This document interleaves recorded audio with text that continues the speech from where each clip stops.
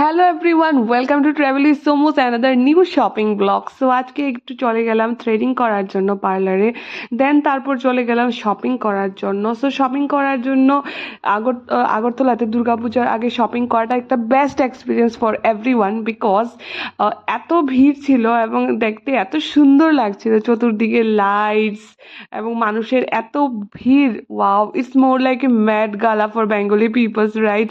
Because Durga Puja আমার কাছে mat গালার মতোই মনে হয়। ম্যাট গালাতে যেমন প্রত্যেক দিন সবাই আতরঙ্গি ড্রেস পরে সেজে গুজে বেরোয় রেড কার্পেটে, সো দুর্গাপূজাও বাঙালিদের জন্য সেম। আর সপ্তমীর দিন কি পরবে, অষ্টমী, নবমী, দশমী, এক এক দিন এক এক রকমের ড্রেস পরে সবাই বেরোয়। এবং আমাদের মধ্যে একটা কিউরিসিটি থাকে যে সবাই কি ড্রেস পরবে, কীরকম মেকআপ করবে দেখার জন্য। So it's more like a Met Gala. And দেখো, ভি মার্টের বাইরে কি ভিড় ছিল, অ্যান্ড এত ভাল লাগছিল না, এত ভাল লাগছিল। কিছু কিনি বা না কিনি, বাট ওই ভিড়টা দেখার জন্য আমি পুজোর আগে ঠিক একদিন যাই, because I love that vibes.